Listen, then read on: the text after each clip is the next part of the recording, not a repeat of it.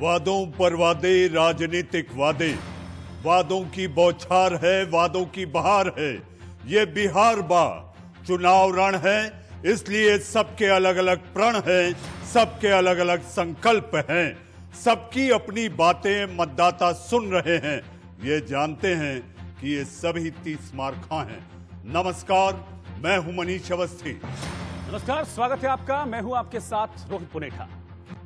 4 दिनों के बाद यानी 28 तारीख को 243 में से 71 विधानसभा सीटों पर जनता अपना प्रतिनिधि चुनेगी। पहले चरण के चुनाव के लिए सियासी समर में एक से बढ़कर एक दांव आजमाए जा रहे हैं। सभी पार्टियों को स्टार प्रचारक रैलियों के जरिए अपने वादे और अपने दावे जनता तक पहुंचाने में जुटे हैं। बिल्कुल, 28 के बाद 3 और 7 नवंबर को बिहार में वोट डाले जाएंगे। दूसरे चरण में 94 और फिर तीसरा चरण जो है उसमें 78 सीटों पर वोटिंग होनी। यानी कि 7 नवंबर को बिहार की सभी 243 सीटों के बाशिंदे अपना वोट ईवीएम में महफूज कर देंगे। सबके जहन में सवाल है कि बिहार में नीतीश का शासन बरकरार रहने वाला है या फिर अब 2020 के बाद कमान तेजस्वी के हाथों में होगी। जी हां, बिहार चुनाव को लेकर तमाम चैनलों और एजेंसियों के सर्वे भी सामने आ चुके हैं। वार हो रहे हैं, पलटवार जारी है।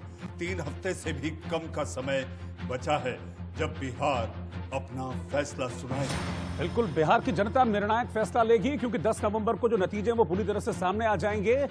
3 चरण हैं वोटिंग के और उसके बाद ये पता लग जाएगा कि किसको कितनी सीटें मिलने जा रही हैं, कौन इस बार बिहार की सत्ता पर काबिज होने जा रहा है। चुनाव के बाद विधानसभा की मौजूदा शक्ल सूरत जो है वो बदल जाएगी। लेकिन 2015 में बिहार विधानसभा कैसी थी उसको हम आपको दिखाएंगे। लेकिन क्या मुद्दे हैं वो देखना बहुत ज्यादा जरूरी है कि इस बार क्या मुद्दे बिहार विधानसभा में छाए हुए हैं।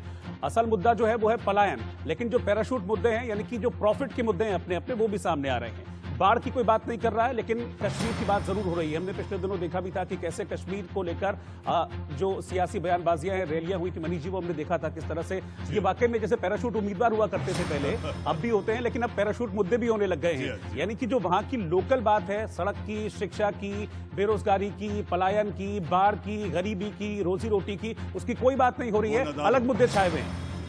जी हाँ, रोहित, अगर इसकी बात की जाए तो इसके साथ साथ आप देखें, हैरानी इस बात की है कि बिहार चुनाव में इन मुद्दों की गूंज बहुत कम सुनाई दे रही है। प्रदेश के मुद्दे कम और देश के मुद्दे ज्यादा हावी दिखाई दे रहे हैं। लेकिन राष्ट्रवाद, गलवान, कश्मीर, 370 और राम मंदिर जैसे ऐसे कई पैराशूट मुद्दे हैं रोहित, जो इसमें उतर आए। बिल्कुल, और हम ये भी अब दिखाने वाले हैं आगे, क्योंकि मुझे पता है कि दर्शक जो इंतजार कर रहे हैं वो जानना चाहते हैं कि बिहार की राजनीति की शक्ल सूरत आने वाले वक्त में यानी कि अगले 10-15 दिनों में कैसी होने वाली है, वो भी हम पिटारे से निकालेंगे। लेकिन उससे पहले जरा ये आप देख लीजिए कि पिछली बार यानी कि जब 2015 में विधानसभा चुनाव हुए थे, उसके बाद जो नतीजे निकलकर सामने आए थे वो नतीजे क्या थे, उसकी स्थिति 2015 की क्या थी। बीजेपी 24.4% वोट बीजेपी को मिले थे पिछले विधानसभा चुनाव में। कांग्रेस को सिर्फ 6.7% वोट हासिल हुए थे 2015 का जब विधानसभा चुनाव हुआ था। और सीटों की अगर मैं बात करूं, 53 सीटें बीजेपी के पास थी, 27 कांग्रेस के पास, जेडीयू के पास 31 और आरजेडी के पास 80। यानी कि पिछले विधानसभा चुनाव में मनीष जी आरजेडी सबसे बड़ी पार्टी बनकर उभरी थी। कुछ वक्त सरकार भी चलाई थी, लेकिन उसके बाद गेम चेंज हो गया। बिहार की अगर अभी के हालात की बात करें तो इस समय वहां पर ऐसी स्थिति है रोहित, अपने आप में देश में पहली बार किसी प्रदेश के चुनाव में 1 नहीं, 2 नहीं, 3 नहीं, 6 मुख्यमंत्री पद के घोषित दावेदार हैं। बिल्कुल, सब और अपनी अपनी दावेदारी भी कर रहे हैं मुख्यमंत्री। उसको भी हम दिखाएंगे मनीष जी आगे चल के कि बिहार की जनता क्या सोचती है। क्योंकि देखिए, सारा का सारा जो खेल है यहाँ पर यह है जनता जनार्दन का। जनता किसको मुख्यमंत्री चुनना चाहती है, जनता किसको सरकार में बैठाना चाहती है, ये देखना बड़ा दिलचस्प होगा। इसलिए हम ये ओपिनियन पोल लेकर आए हैं कि जनता, ओपिनियन मतलब होता है कि राय, जनता की क्या राय है, जनता क्या कह रही है, वो हम आपके सामने रखेंगे और आपको हम बताएंगे कि आखिरकार बिहार की जनता के दिल में क्या है। क्या बिहार की जनता ने तय कर लिया है कि किसको अपना मुख्यमंत्री बनाना है? क्या बिहार की जनता ने तय कर लिया है कि किसको अपना वोट देना है? क्या बिहार की जनता राष्ट्रवादी मुद्दों पर वोट करेगी, जो मुद्दे उठाए जा रहे हैं उन पर वोट करेगी, या फिर जो मुद्दे अछूते रह गए मनीष जी? क्योंकि देखिए, हमने भी अभी दिखाया जो बड़े मुद्दे हैं, बाढ़ की कोई बात नहीं कर रहा है, शिक्षा की कोई बात नहीं कर रहा है। जो हमने देखा कि बिहार के लोगों की जो स्थिति है मैक्सिमम हमने देखा, क्योंकि सबसे बड़ी समस्या वहां पलायन की होती है।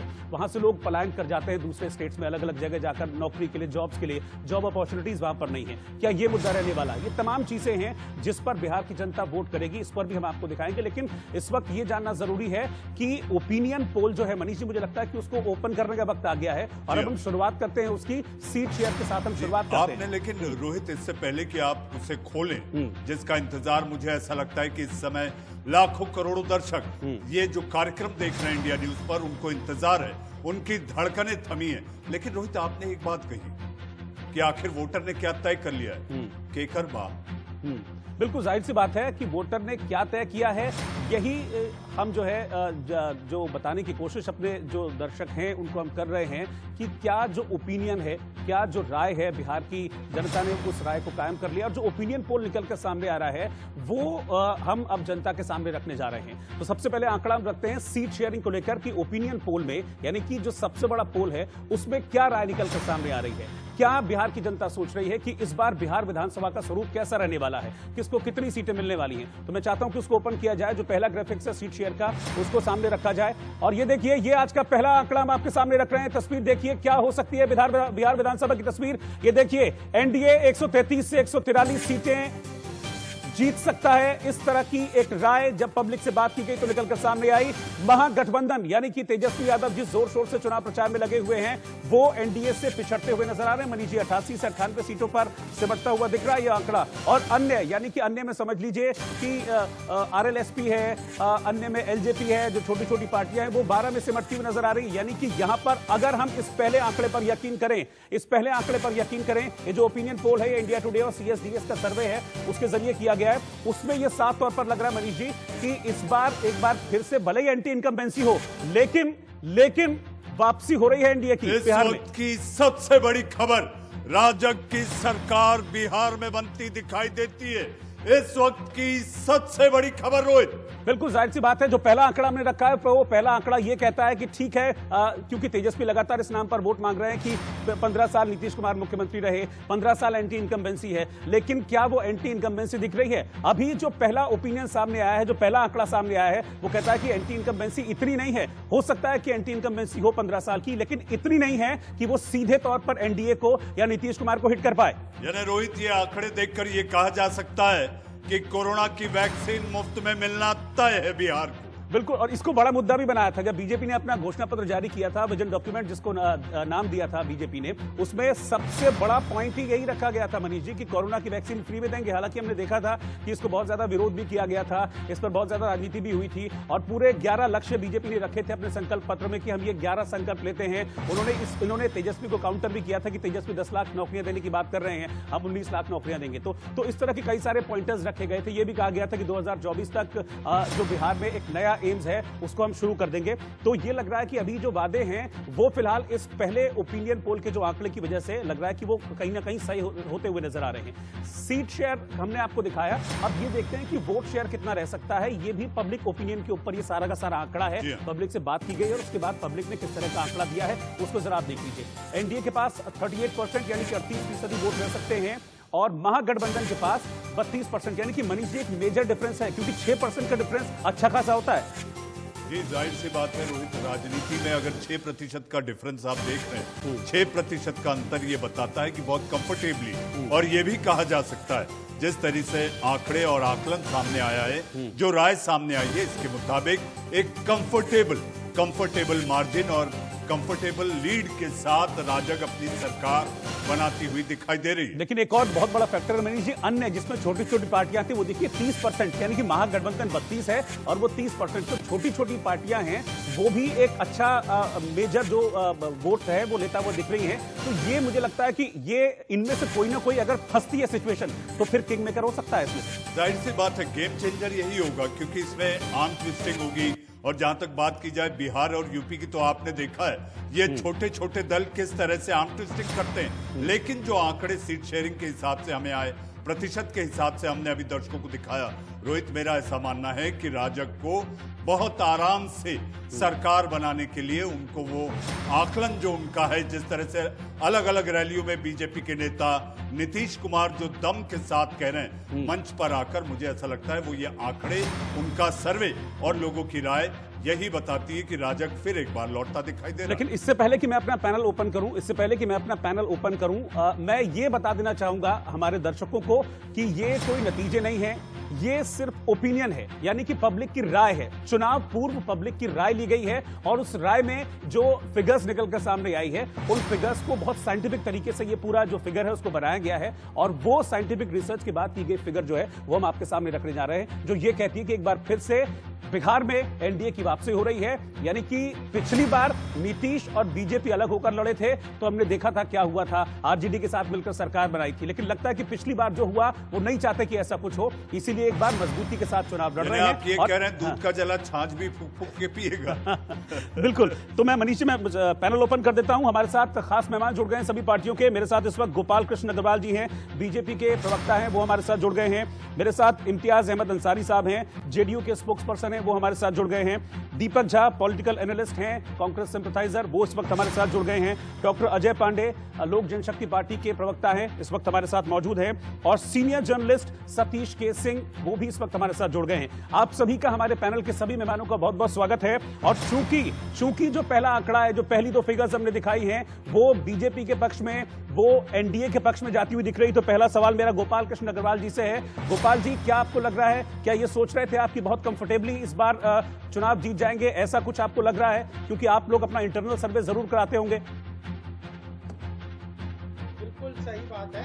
हम खुश हैं कि यह जो ओपिनियन पोल्स आ रहे हैं सारे, आपका महत्वपूर्ण जो पोल है ओपिनियन पोल, जो पूरी अच्छी तरह से इस बात को स्टैब्लिश कर रहा है कि बिहार जो है, बिहार की जनता विकास के लिए वोट दे रही है। और भारतीय जनता पार्टी एनडीए का जो जेडीयू और बीजेपी का जो एनडीए का और बाकी वीआईपी पार्टी का जो गठबंधन है एनडीए का, वह मोदी जी के नेतृत्व में और नीतीश जी के राज्य के चीफ मिनिस्टरशिप के लिए पूरी तरह से वहां की जनता भारतीय एनडीए के साथ है।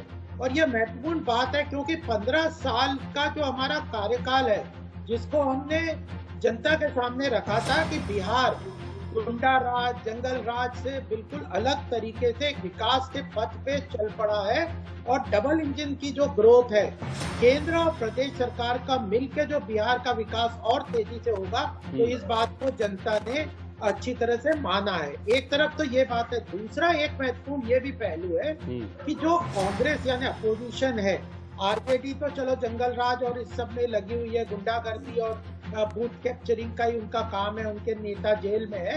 कांग्रेस अपने आप कहीं ना कहीं विघटनकारी नक्सलवादी गिरोह के साथ, माले जैसे संगठन जो कि पूरी तरह अलगाववाद पे देश को अंदर आतंकवाद को फैलाने का काम करते हैं, ऐसे माले जैसे संगठन से इन्होंने अपना गठबंधन किया है, जो अगर बिहार में आ गया तो जो झारखंड और छत्तीसगढ़ की समस्या है वो बिहार में भी पनप जाए।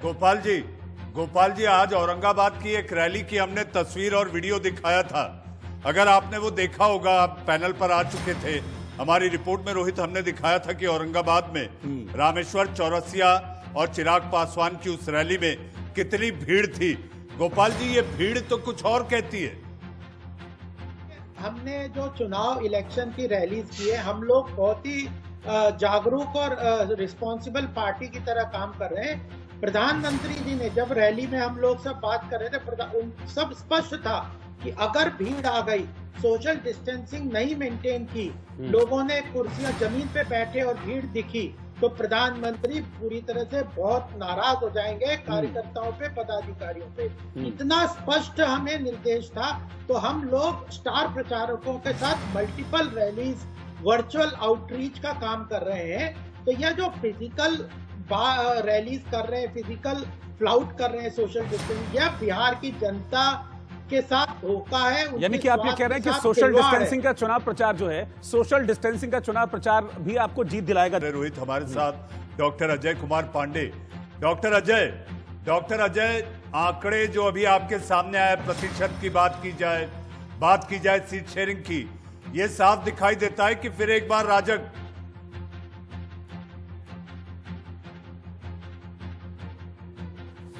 नहीं, एक बार फिर राजग नहीं, एक बार भाजपा।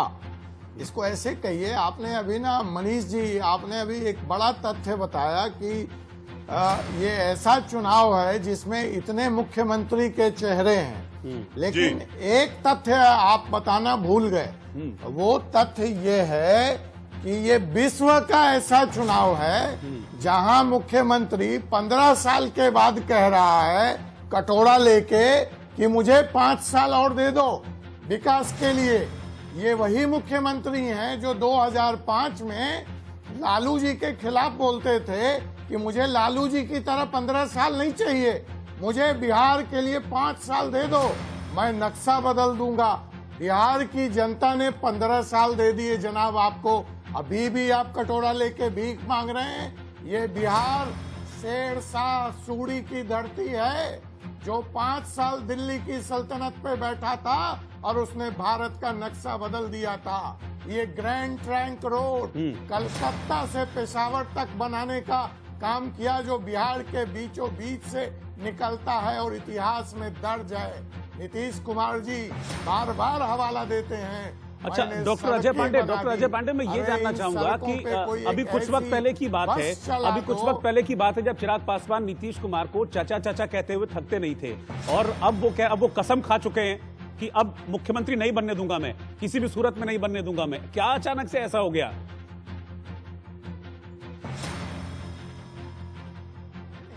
अचानक से कुछ नहीं हुआ। पहले तो चचा की जगह अब हम उनको बाबा कह रहे हैं, और जब लोग चचा से बाबा हो जाते हैं तो मतलब उनको संन्यास ले जाना चाहिए। ये चंद्रगुप्त की धरती है जिसने 43 साल की उम्र में अपने बेटे को गद्दी सौंप के अन्न और जल त्याग करके उतना बड़ा सम्राट मतलब चिराग गद्दी चाहते हैं? परंपरा के तहत अपना प्राण त्याग दिया। चिराग गद्दी चाहते हैं? की धरती है, चिराग गद्दी नहीं चाहते। चिराग बिहार फर्स्ट और बिहारी फर्स्ट चाहते हैं। चिराग बिहार को फर्स्ट होते देखना चाहते हैं। बिहार वही अशोक, बिंबिसार और जो अब शेरशाह सूरी की और गौतम बुद्ध की जो परंपरा है, राजेंद्र बाबू की, उसको वापस लाना चाहते हैं। अजय जी, आपके बोलने से ऐसा दिखाई देता है, मेरे सारी बिहार की डिबेट्स में आप आए हैं, आप बुद्धिजीवी, आप पत्रकार भी रहे हैं। मोदी तेरे से बैर नहीं, लेकिन नीतीश बिहार में तेरी खैर नहीं। गुड़ खाए गुलगुले से परहेज। रोहित बिल्कुल। दीपक झा के पास चल रहा हूं मैं। दीपक झा, आप बताइए कांग्रेस कहां है इन सब में? कांग्रेस कहां है इन सब में? राहुल गांधी तो हैं, बड़े जोर शोर से प्रचार कर रहे हैं, लेकिन ओपिनियन पोल में कहीं दिख नहीं रही है रोहित जी।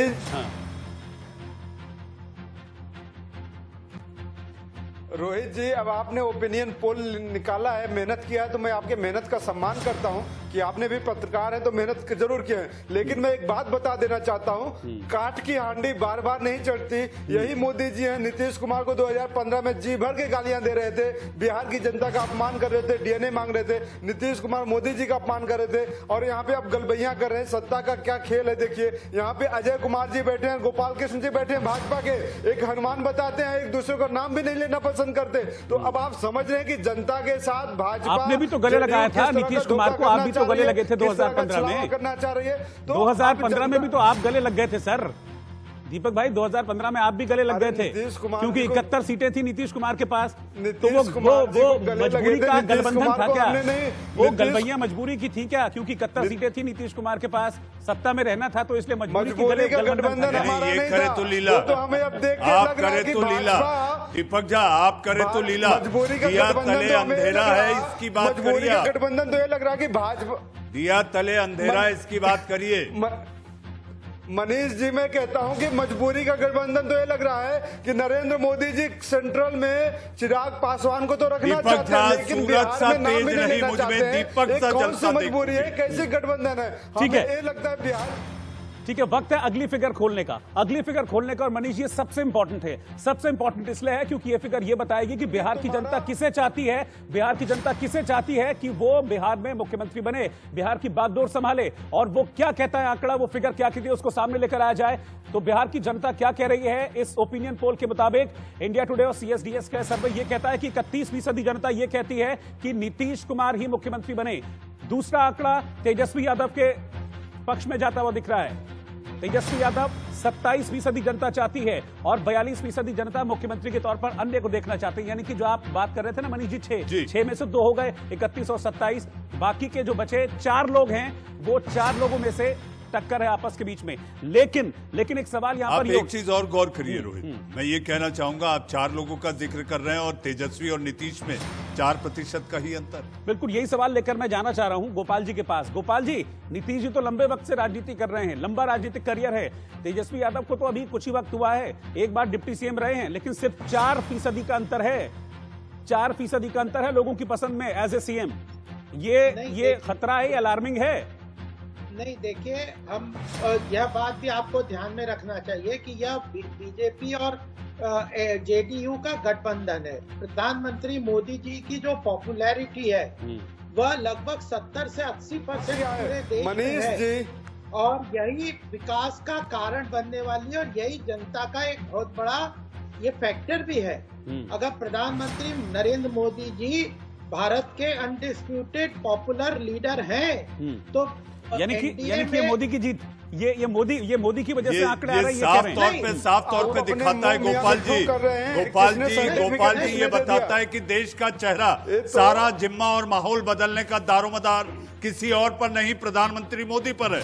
रोहित, बिल्कुल, मैं चाहूंगा एक फेयर ओपिनियन, एक फेयर और न्यूट्रल ओपिनियन इस पर बहुत जरूरी है, बहुत जरूरी है। और वो मुझे देंगे सतीश के सिंह हमारे साथ हैं, बहुत सीनियर जर्नलिस्ट हैं। मैं चाहता हूं सतीश जी से, हर चीज पर बहुत पैनी नजर रखते हैं, खासतौर पर राजनीति पर बहुत बड़ी पकड़ है सतीश जी की। सतीश जी, आपका व्यू इस पर, सीट शेयरिंग, वोट शेयरिंग और एज ए सीएम, तीनों लिहाज में सबसे पहले कहीं ना कहीं जो नीतीश कुमार हैं, जो बीजेपी और एनडीए, जो बीजेपी और जो जेडीयू का गठबंधन है, वो पोल ऑफ पोल्स, यानी कि जितने भी सर्वे हुए हैं, जितने भी ओपिनियन पोल्स हुए हैं, उनका निचोड़ क्या कहता है? क्या कहता है कि बिहार में किसकी सरकार बनने जा रही है? क्या कहता है कि बिहार में कौन मुख्यमंत्री बनने जा रहा है? क्या कहता है कि बिहार में सबसे ज्यादा वोट शेयर किसका रहेगा, सबसे ज्यादा वोट परसेंटेज किसका रहेगा? मैं चाहूंगा उस फिगर को सबके सामने इस वक्त रखा जाए टेलीविजन स्क्रीन पर। और पोल ऑफ पोल्स ये कहता है, पोल ऑफ पोल्स एनडीए को 148, महागठबंधन को 85 और अन्य को 10। इस वक्त की बड़ी खबर, राजग को बड़ी आसानी से सरकार बनाने का मौका मिलता दिखाई दे रहा है। बिल्कुल, 148 सीटें एनडीए की ये ओपिनियन पोल बता रहा है, जबकि महागठबंधन काफी पीछे छूट गया है। 85 सीटें महागठबंधन की आती हुई दिख रही हैं। मनीष जी, पिछली बार आपको याद होगा कि अकेली आरजेडी जो है वो 80 सीटें लेकर आई थी, लेकिन लग रहा है कि इस बार आरजेडी को भी नुकसान हो सकता है, जो ये ओपिनियन पोल कह रहा है। और अन्य की अगर हम बात करें तो अन्य सिर्फ 10 पर सिमट कर रह गए हैं। 3 अलग अलग सर्वे हुए हैं और उन सर्वे का हमने निचोड़ निकाला है और वो ये कहता है कि एक बार फिर से बिहार में एनडीए सरकार, यानी कि एक बार फिर से बिहार में नीतीश कुमार मुख्यमंत्री बनने जा रहे हैं। इंडिया टुडे और सीएसडीएस का सर्वे ये कहता है कि एनडीए 138, महागठबंधन 93, अन्य 12। टाइम्स नाउ सी वोटर का सर्वे कहता है 160 एनडीए, 76 महागठबंधन और 7 अन्य। जबकि एबीपी और सी वोटर का सर्वे कह रहा है 147 एनडीए, 88 सीटों पर महागठबंधन और 8 सीटों पर अन्य। और इनका जो निचोड़ निकल कर आता है, यानी कि पोल ऑफ पोल्स, वो ये कहता है 148 सीटों पर एनडीए को इस बार जीत मिलने जा रही है। महागठबंधन 85 सीटों पर अपनी जीत दर्ज कराएगा, जबकि अन्य के खातों में सिर्फ 10 सीटें रह सकती हैं। अब वोट शेयर की बात करते हैं, यानी कि पोल ऑफ पोल्स में वोट शेयर किस तरह से निकल कर सामने आ रहा है। इससे पहले कि हम वोट शेयर पे जाए, मैं आपसे एक बात कहना चाहूंगा कि जो ये आंकड़ा आया है, ये जो औसत आंकड़ा है, ये बताता है कि हमने आपको परखा है, इसलिए हम आपको चुनेंगे। जो नारायण नीतीश के तरफ से लग रहा है, बिहार में जिस चीज की बात हो रही है वही होता दिख रहा है। बिल्कुल, और वोट शेयर की बात करें तो मनीष जी, वोट शेयर में भी काफी अंतर है। देखिए, वोट शेयर ये कहता है कि एनडीए 34.8% वोट लेके सबसे आगे रहेगा और नंबर 2 पर महागठबंधन है जो कि 27.5%, यानी कि काफी पीछे है। वोट शेयर के मामले में महागठबंधन एनडीए से काफी पीछे रह सकता है, ऐसा बिहार की जनता कह रही है, क्योंकि ये ओपिनियन बिहार की जनता के बीच जाकर बनाया गया है। उनकी राय ली गई है, उस राय पर ये फिगर्स, ये आंकड़े हम आपके सामने रख रहे हैं। जबकि अन्य जो बाकी की पार्टियां हैं, जिसमें तीसरा मोर्चा सो कॉल्ड जो हो रहा था, जिसको सोच रहे थे आरएलएसपी के उपेंद्र कुशवाहा के लीड करेंगे, वो है, बाकी के अन्य पार्टियां हैं, वो 37.7% उनका वोट परसेंटेज रह सकता है। पैनल लगातार हमारे साथ जुड़ा है। मनीष जी, मुझे लगता है कि एक फेयर, एक फ्री ओपिनियन के साथ शुरुआत करते हैं। सतीश के सिंह हमारे साथ जुड़े हैं, सीनियर जर्नलिस्ट। सतीश जी, सबसे पहले आपका मैं व्यू इस पर जानना चाहूंगा। ये अभी जो ओपिनियन पोल है, जिस तरह से जो फिगर सामने आ रही है, ये बता रही है कि बहुत आराम से मेजॉरिटी के साथ एक बार फिर से एनडीए की वापसी होती हुई दिख रही है। आपका अनुभव क्या कहता है? चुनावों पर बड़ी बारीक नजर रहती है आपकी सर? देखिए, ऐसा है मनीष जी और रोहित जी जी कि पहले तो ये सर्वे की प्रामाणिकता क्या है, कब किया गया, किन लोगों से किया गया, किन लोगों ने किया, उद्देश्य क्या है, कैसा है, तो ये तो एक सवाल है। मैं इतना ही जानता हूं कि अभी भी एनडीए को, जो एनडीए में पता नहीं चिराग है कि नीतीश है, कह नहीं सकते अभी। नीतीश को कितना समर्थन हासिल ऊपरी तौर पे तो है, भीतरी तौर पे कितनी है नहीं कह सकते। तो उस लिहाज से उसको अभी भी एडवांटेज है, इसमें डाउट नहीं है। लेकिन एक हफ्ते में जिस तरह से हमने देखा है, ऐसा लगता है कि बिहार में लोग जीविकोपार्जन की लड़ाई लड़ रहे हैं और ये लड़ाई जो है बहुत महत्वपूर्ण है। जी। तो कब सर्वे किया गया, कैसे किया गया, अब क्या नीतीश विरोधी वोट पड़ रहे हैं, और वो क्या नाम है नया लड़का तेजस्वी यादव 31 साल का, उसके पक्ष में पढ़ भी पाएंगे नहीं पढ़ पाएंगे। मैं आपको थोड़ा सा ये बता दूं कि ये 3 अलग अलग चैनल्स ने 3 अलग अलग एजेंसीज के साथ मिलकर ये जो सर्वे किया है, साइंटिफिक तरीके से सर्वे किया है, जैसा कि उनका दावा है। अलग अलग एजेंसीज जो सीफोलॉजिकल एजेंसीज होती हैं उनके साथ मिलकर ये सर्वे किया गया है और हमने उसका एक मीन, एक एवरेज निकालकर इस फिगर को सामने रखा है। देखिए, मैं क्या कह रहा हूँ कि कब किया गया, कब आपने सर्वे का जो है आपने मीन निकाला और आपने उसको एक सिंथेसिस में किया, ये है महत्वपूर्ण। जी। अब आप अभी किए होंगे, अभी देखिए तेजस्वी की भीड़ की कहानी होने लगी, आज कहानी बदल गई कि चिराग में बहुत ज्यादा भीड़ आ रही है। तो प्रामाणिकता महत्वपूर्ण है, क्रेडिबिलिटी। लेकिन ये जो फिगर्स हैं, सतीश जी मैं आपके पास वापस आऊंगा, ये जो फिगर्स हैं ये दिखाती है कि चिराग पासवान का जो इम्पैक्ट है, जैसा कि माना जा रहा था कि जेडीयू पर पड़ सकता है, क्योंकि मैक्सिमम उन्हीं सीटों पर चिराग पासवान ने अपने उम्मीदवार उतारे हैं जिन सीटों पर जेडीयू लड़ रही है, तो इसका एक इम्पैक्ट पड़ेगा। वो फिलहाल अभी इन फिगर्स की वजह से दिखता हुआ नहीं नजर आ रहा है। रोहित, सतीश जी मैं आपको एक बात की और जानकारी दूं, आप जानते होंगे, जाहिर सी बात है आपका वहां पर जिस तरह से रिसर्च और स्टडी रही है बिहार को लेकर, मैं आपको एक बात बताना चाहूं, चिराग ने 3 दिन पहले बीजेपी के 22 बगावत कर चुके ऐसे नेताओं को टिकट देकर उतारा है और रामेश्वर चौरसिया उसमें से एक है। ये तो सबको पता है, ये तो सबको पता है, लेकिन चिराग और भारतीय जनता पार्टी के संबंधों के बारे में किसी को अभी ठीक से पता नहीं है। सब लोग उस किनारा काट रहे हैं, लेकिन क्या ये चुनाव के पहले काट रहे हैं कि चुनाव के बाद भी काटेंगे? नंबर 1। नंबर 2, जो जेडीयू की तरफ से लगातार मांग हो रही है, आवाजें भी आ रही है कि भाई आपने चिराग को अभी एनडीए में क्यों रखा हुआ? तो ये खिस्तान है, इससे हम इनकार नहीं करते। आप वस्तुनिष्ठ ऑब्जेक्टिव बात जानना चाहते हैं तो ये बातें हैं। गोपाल जी कह रहे थे ना कि 15 साल में तो हम लोगों की सरकारें, अरे भाई 15 साल में उनकी सरकार रही, उसमें अब बीजेपी रही नहीं भी रही, लगातार तो हुआ नहीं ऐसा।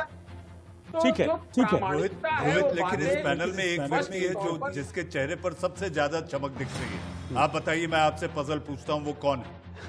कौन सीएम की रेस में सबसे आगे, उस फिगर को रखा जाए। पोल ऑफ पोल्स क्या कहता है, ये स्क्रीन पर आ गया है। पोल ऑफ पोल्स ये कहता है कि नीतीश कुमार 31% लोग ये चाहते हैं कि नीतीश कुमार मुख्यमंत्री बने, 21% चाहते हैं कि तेजस्वी यादव मुख्यमंत्री बने, और बाकी जो अन्य हैं उनमें 48% जो लोगों का मत है वो जाता हुआ दिख रहा है। यानी कि अगर हम देखें तो यहां पर क्लियरली नीतीश कुमार सीएम बनते हुए दिख रहे हैं। 31% लोग चाहते हैं कि नीतीश कुमार सीएम बने और 21% लोग तेजस्वी यादव को एज ए सीएम बिहार में देखना चाहते हैं। तो यहां पर जो मार्जिन है वो बढ़ गया है। जो पहले सर्वे में जो मार्जिन था वो 4% था, 27 और 31 था, तो ये मार्जिन और ज्यादा बढ़कर 10% हो गया है। और मुझे लगता है कि ये और ज्यादा जो मुस्कुराहट है इम्तियाज साहब की उसको बढ़ा देगा। इम्तियाज साहब, क्यों सही कह रहा हूं मैं? जनाब अंसारी साहब, बिहार में फिर एक बार नीतीश सरकार। जी, सबसे पहले तो हम धन्यवाद देना चाहते हैं आपको। ये आपका जो सर्वे है बिल्कुल सही दिशा में जा रहा है, लेकिन एक बात है कि इस चुनाव में बिहार की जनता और बिहार की आम लोग, सभी समुदाय के, सभी जाति धर्म के लोग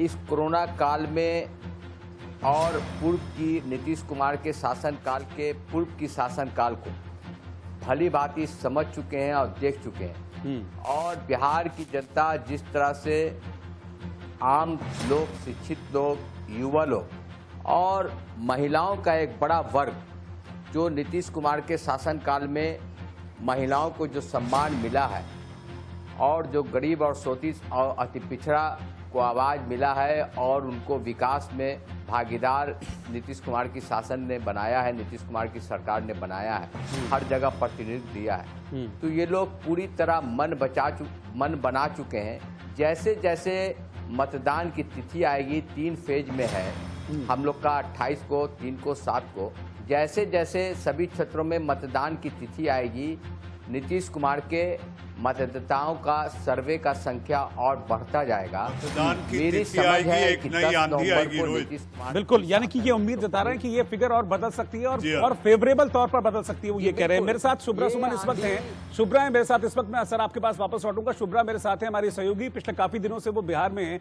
और जगह जगह घूमकर वो लोगों की राय जान रही हैं, वो लोगों के बीच पहुंच रही हैं। तो यानी कि जो ग्राउंड पर एक्चुअली चल क्या रहा है, लोगों के दिमाग में क्या चल रहा है, उसको जानने की उन्होंने कोशिश की है। और मुझे लगता है कि शुभ्रा, पिछले 5-7-10 दिनों में काफी कुछ आपने जान भी लिया होगा लोगों के मन में। क्या कह रहे हैं बिहार के लोग? आप तो कई दिनों से घूम रही हैं अलग अलग जगह, समाज के हर तबके से, व्यापारियों से आपने बात की, आपने समाज के जो गरीब तबके के लोग हैं उनसे बातचीत की, हर वर्ग से आपने बातचीत की। क्या आपकी रीडिंग्स क्या कहती हैं? आपका जो स्पेकुलेशन है, कैलकुलेशन क्या कहता है?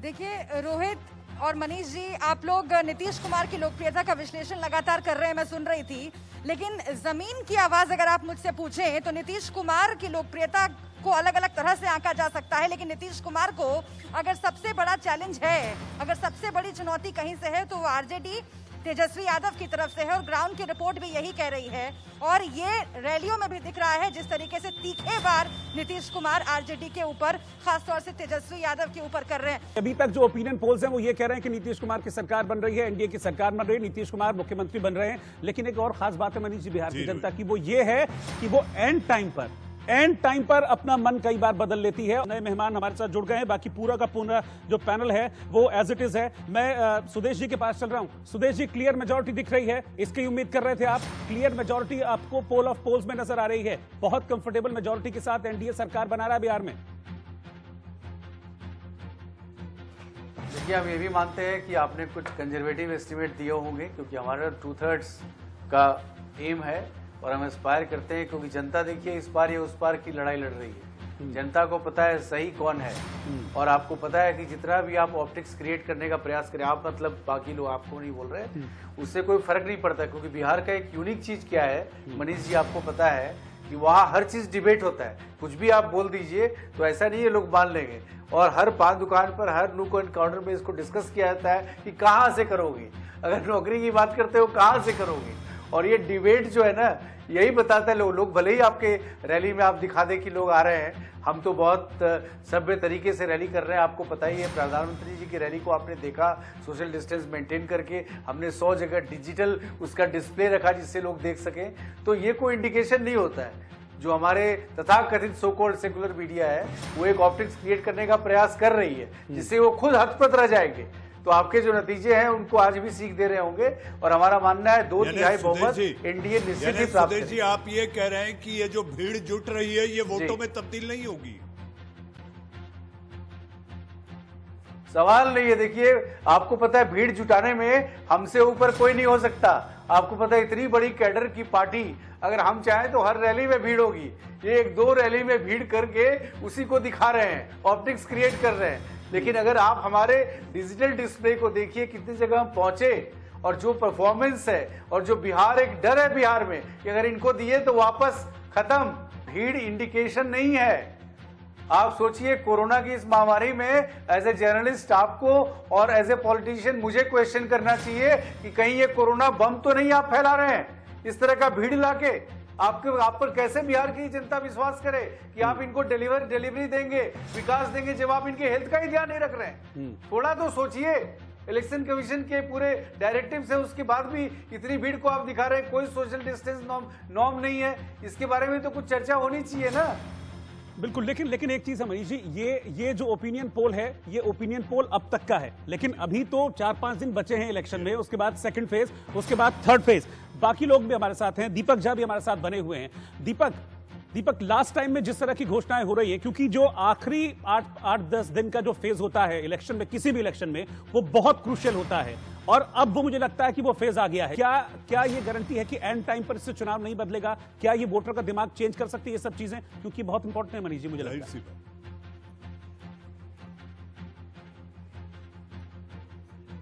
देखिए रोहित जी, मैं जरा सुदेश वर्मा जी को दो आईना दिखाना चाहता हूं कि ये चेहरे को देख के आए कि क्या कह क्या रहे हैं कि बिहार की जनता जब इनकी रैली में नहीं जाती तो कोरोना काल। अरे भैया, जब बिहार की जनता में आपको डर था तो आप कोरोना में चुनाव क्यों करवाए? पहला सवाल। दूसरा बनता है, दूसरी बात कह रहे हैं कि आपकी रैली में भीड़ नहीं आ रही है, आप यहाँ पे बैठ के मीडिया को लताड़ रहे हैं जो आपके मन की बात नहीं कर रही है। आप कह रहे हैं तथाकथित सेकुलर मीडिया। अरे तो जो आपके मन का मीडिया बात नहीं करेगा आपको तथाकथित बता देंगे, आप प्रश्नवाचक चिन्ह खड़ा कर देंगे। सुदेश जी, थोड़ा सा तो चेहरे पे हिपोक्रेसी मत रखिए, थोड़ा सा बिहार की जनता को ईमानदारी के साथ बात करिए। बिहार की जनता को पार्टी है, देश में बेरोजगारी के दर पे हम लोग हवाबाजी नहीं करते हैं, प्रतिशत पे पहुंचा दिया। हवाबाजी से चुनाव नहीं जीता जाता।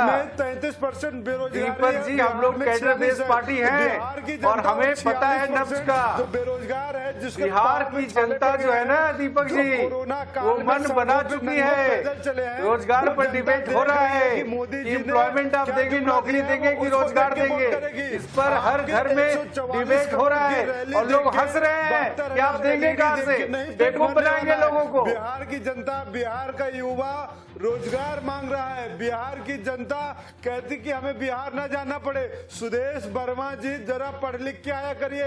बिहार की जनता आपके साथ नहीं खड़ी है। ठीक है, लेकिन एक चीज है, सुनिए। अब मैं बाकी लोगों के पास भी जाऊंगा। मैं इम्तियाज साहब के पास जा रहा हूं। इम्तियाज साहब, ठीक है, अभी जो आंकड़े वो आपके फेवर में दिख रहे हैं, ओपिनियन पोल जो है, पोल ऑफ पोल्स जो है, वो ये कह रहे हैं कि हाँ ठीक है, जेडीयू और बीजेपी मिलकर सरकार बना लेंगे।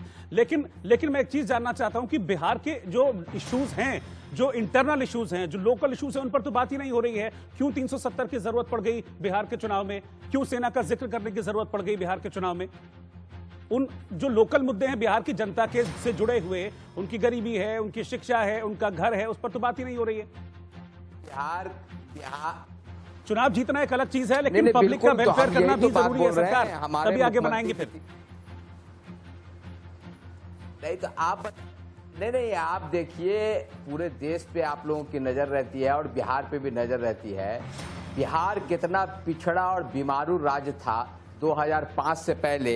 यही राज था ना कि 2005 से पहले इसका 24,000 करोड़ का बजट था और नीतीश कुमार जी के शासनकाल में 2 लाख करोड़ का बजट हुआ। आप कहते रहेंगे, बिहार में पहले बताइए, कब तक आप ये घिसा पिटा रिकॉर्ड कहते रहेंगे? 15 साल बहुत बड़ा समय होता है। आज भी कल कारखाने नहीं, आज भी आप कहते हैं लैंडलॉक स्टेट है, आज भी आप कहते हैं कि समंदर के पास होता तो ऐसा होता। नहीं, बिल्कुल नहीं, मुझे 2 चीजें बताइए सर, मुझे 2 चीजें बताइए। पत्नी के शासनकाल में चार स्कूल। इम्तियाज साहब, मुझे 2 चीजें बताइए, मुझे 2 चीजें बताइए। 15 साल पहले भी बिहार में बाढ़ आती थी, लेकिन अब तक उसका कोई सॉल्यूशन नहीं हुआ है। अब तक कोई सॉल्यूशन नहीं हुआ है। हमने देखा लगातार हर साल बाढ़ की वजह से बिहार के लोग किस कदर परेशानी झेलते हैं, वो हमने देखा है। बिहार में सड़कों पर नावें चलती हैं, वो हमने देखा है। और दूसरा बड़ा मुद्दा सर, दूसरा बड़ा इशू है पलायन का। पलायन नहीं रोक पाए अभी तक आप लोग, पलायन नहीं रोक पाए अभी तक आप लोग, बताइए क्यों? हर गांव को बिजली दिया है। अंसारी साहब, आज भी पटना हवाई अड्डे के सामने, अंसारी साहब मेरी आपसे इल्तिजा है, आज भी पटना हवाई अड्डे के सामने कतार लगी हुई है लोगों की वापस जाने के लिए, क्योंकि हाथों को रोजगार नहीं है। साहब, हमने बिजली में विकास दिया है, हमने हमारे महिलाएं जो हमारे घर में बंद रहती थी, हमने आरक्षण देने का काम किया है, पंचायती राज में नगर निकाय में महिलाएं को 50% आरक्षण देने का काम किया है। आप गांव-गांव में जाके सर फिर लोग क्यों छोड़ के जाते हैं? आप बताइए रोजगार के लिए बाहर क्यों जाते हैं? सबसे ज्यादा बिहार से लोग जाते हैं रोजगार के लिए बाहर छोड़कर। साहब 35% हमने महिला पुलिसकर्मी को वन वे कम्युनिकेशन कर रहे हैं सर आप। हमने ये वन वे कम्युनिकेशन है, ये वन वे कम्युनिकेशन है। मुझे लगता है कि ठीक है। हमारे साथ डॉक्टर अजय कुमार पांडे। डॉक्टर पांडे, गलवान से पुलवामा और पुलवामा से अब बात तो आज यहां तक आ गई कि चिराग ने कह दिया नीतीश की सरकार ने बिहार में शराबबंदी के नाम पर तस्कर पैदा कर दिए।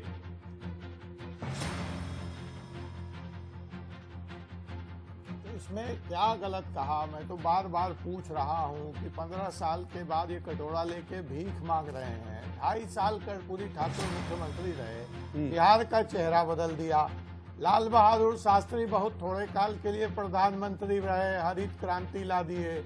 शेरशाह सूरी की बात आपको बता दी, ग्रैंड ट्रंक रोक बता दिए। नीतीश अजय जी कुछ नया, अजय जी कुछ नया पिलाने के लिए चिराग को अलग हुए शायद 1.5 महीना 2 महीना, तो 2 महीने में ही सारे तस्कर बन गए क्या सर? और उनके पिता के रहते हुए आसार साफ नहीं हुए थे कि अलग जाए। सारे शराब तस्कर क्या सर 2 महीने में तैयार हो गए क्या? बहुत बहुत बहुत बहुत बहुत बढ़िया सवाल पूछा आपने। अब सर अगर इजाजत हो तो जवाब दे दूं। 3 साल से लगातार पत्र, ट्वीट, जनता से संवाद, सड़क पे उतर के लाठी लंडा सब खाया गया। गठबंधन में रहते हुए विरोध किया गया, लेकिन नीतीश कुमार जी को, चाचा जी को समझ में नहीं आया। तो जो कदम अभी उठाया तभी उठा लेते सर, अलग तभी हो जाते, पर्यटन निगम से तभी अलग हो जाते, शायद बेहतर परिस्थितियां होती, शायद बेहतर परिस्थितियां होती। करोड़ों करोड़ों अरे भाई सुन तो लीजिए, बिहार की तमाम शादियां नेपाल में हो रही हैं। नीतीश कुमार जी को दिख नहीं रहा है। बिहार का पैसा जो है महाराष्ट्र में जा रहा है, नेपाल में जा रहा है, और बिहारियों को आप डंडा मारेंगे, कहेंगे नौकरियां कहाँ से आएगा, पैसा जेल से आएगा। उद्धव ठाकरे कहते हैं महाराष्ट्र से कमा के बिहार में ला रहे हैं। करोड़ों का लोन देके लोगों का। डॉक्टर पांडे, ठीक है, मुझे लगता है कि हमारे साथ डॉक्टर अजय पांडे जुड़ गए, उनके रिएक्शन बहुत जरूरी है। डॉक्टर अजय पांडे, क्या 2005 वाला जो रिजल्ट रहा था एलजेपी के पक्ष में वो इस बार एक्सपेक्ट कर रहे हैं? क्योंकि चिराग ने जब हमारे सहयोगी से बातचीत की थी, चिराग पासवान ने, तो उन्होंने यही बात कही है। उन्होंने उसी बात का जिक्र किया कि 2005 में हम 178 सीटों पर लड़े थे, 29 जीते थे। क्या इस बार भी उसी ऐसे ही कुछ करिश्मे की उम्मीद कर रहे हैं? हालांकि वो अभी तक रिफ्लेक्ट नहीं हो रहा है, जो ओपिनियन पोल्स आ रहे हैं सामने उसमें। नहीं, ये करिश्मा नहीं है, ये जनता का प्यार और आशीर्वाद मिलेगा। जो हम 3 साल से वहां लगातार सड़कों पे उतर के काम कर रहे थे, जनता को हमारी एक ही बात अच्छी लगी कि ये गठबंधन में रहते हुए भी इन्होंने कुर्सी का मोह नहीं देखा, कुर्सी का त्याग किया और जनता की आवाज बनने का काम किया। अजय जी, तो मीडिया में लोग तो ये भी कहते हैं कि आम चुनाव में जो आपकी सफलता थी वो मोदी के चेहरे की सफलता है। बीजेपी तो ये कहती है जो आम चुनाव में आपको सफलता मिली है वो केवल मोदी के काम और मोदी के चेहरे पर मिली है। अच्छा, और नीतीश जी को कहां से मिली? आप वो पल भी तो याद कीजिए। बड़ा उनकी बड़ी सफलता थी, पहले लालू के सहारे और अब मोदी जी के सहारे। 2019 का चुनाव याद कीजिए, आपका यही ओपिनियन पोल नेगेटिव में जा रहा था एनडीए के। मोदी जी गए बिहार में और जाके भाषण दिया और जनता से हाथ जोड़ा कि आप हमको वोट दीजिए, नरेंद्र मोदी को वोट दीजिए। जो लोकल सांसद से नाराजगी है उसको भूल जाइए। तब जाके बादी पलटी। लेकिन उस समय भी नीतीश के कारनामे अगर सामने आ जाते और मोदी जी नहीं जाते यानी कि तो ये परिणाम नहीं होता। यानी कि आपका स्टैंड ये है, या आपका स्टैंड ये है सर कि मोदी से प्यार लेकिन नीतीश से इनकार।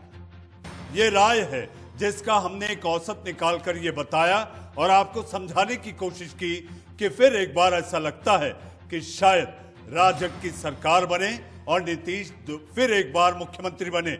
लेकिन कार्यक्रम खत्म करने से पहले रोहित, मैं कहना चाहता हूं कैसे कैसे मंजर सामने आने लगे हैं, ये दुष्यंत साहब की है, कैसे कैसे मंजर सामने आने लगे हैं नेता बोलते बोलते चिल्लाने लगे हैं। ये मतदाता है, ये सर्वे है, ये अनुमान है, ये औसत था, ये मतदाता है। तालाब का पानी बदलते वक्त नहीं लगता। आज के इस कार्यक्रम में आज के लिए बस इतना ही। रोहित। बिल्कुल, तो 10 नवंबर यानी कि 10 नवंबर को नतीजे सामने आएंगे और उसके बाद बिहार की तस्वीर पूरी तरह से साफ हो जाएगी। कौन वोट कटवा है, कौन किसको वोट दिला रहा है, किसके आने से किसको फायदा हुआ, किसके जाने से किसको नुकसान हुआ और कौन किसकी बी टीम है। जैसा कि मनीष जी ने कहा, वो ABCD सारी जो है बिहार की, वो 10 तारीख को साफ हो जाएगी।